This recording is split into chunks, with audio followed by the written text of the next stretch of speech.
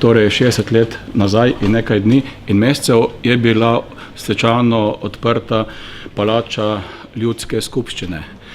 To je bilo ob 11. in od takrat naprej se je dogajala tudi zgodovina slovenske države in slovenskega naroda v tej stavbi. Leta 2000 je bila prva velika obnova, takrat torej pred 20 leti je Državni zbor obnovil veliko dvorano. Naslednja pomembna obnova je bila leta 2007. Takrat so se prenovili obe dvorani na Tomšičevi strani in kasneje so se ves čas delala obnovitvena dela, ampak nikoli v mali dvorani. In mala dvorana torej v 60 letih je postala povsem neuporabna. Potrebno je povedati, da načrti za obnovo male dvorane so bili pripravljeni od leta 2009 naprej. Arhitekt je bil gospod Andrej Šmit, vendar enostavno si ni vzelo časa, volje, da se to naredi. V času, ko se bližamo predsedovanju, je prišlo pač do nujno potrebne odločitve, da se sama obnova izpelje. Obnova, ki je bila pomembno bolj zahtevna, kakor je bilo načrtovano, bistveno več je bilo razbijanja, tudi motenja rednih sej Državnega zbora, je uspešno končana do 23. decembra, zakaj se vsem, tako Državnemu zboru, generalni sekretarki in ostalim, ki so skrbeli za obnovo, kakor izvajalcem zahvaljujem. Mogoče samo, da to povem, 23. december v tem Državnem zboru je pomemben dan.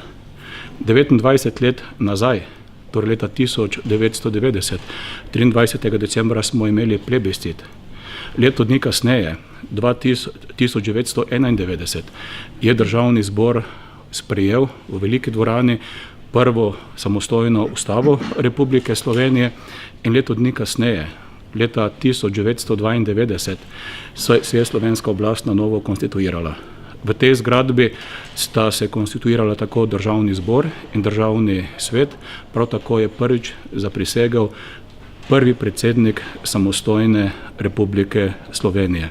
In danes, to leto je bilo pomembno, to leto smo torej obeleževali tudi 30. obletnico sprejetja ustavnih amandmajev, ki so omogočili miren prehod v novo politično ureditev, ki so omogočili vpeljavo demokratičnih prvin in nenazadnje Slovenijo tudi zaščitili pred razglasitvijo izrednih razmer, kar je bila nevarnost in so bile grožnje sa strani Beograda. In na ta dan bomo danes odprli tudi prenovljeno malo dvorano slovenskega parlamenta. Hvala, da ste z nami. Več pa bo o sami obnovi povedala generalna sekretarka. To je to. Spoštovani, danes, kot rečeno, odpiramo prenovljeno malo dvorano, v kateri prvenstveno zaseda Državni svet Republike Slovenije. Z prenovo dvorane smo odprli neko novo poglavje v slovenskem parlamentu. To, kot je že povedano, je zadnja stvar, ki je bila potrebna obnove in tudi najbolj potrebna obnove. Dvorana bo služila še naprej svojemu namenu, to se pravi plenarnim sejam Državnega sveta, obenem bo pa služila tudi posvetom, ki jih bo po novem organiziral tudi Državni zbor.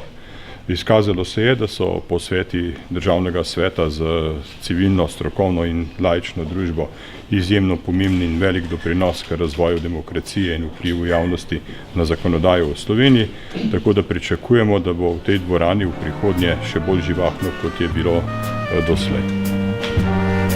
Torej, jaz sem predvsem vesela, da je ta projekt obnove dvorane uspešno za nami.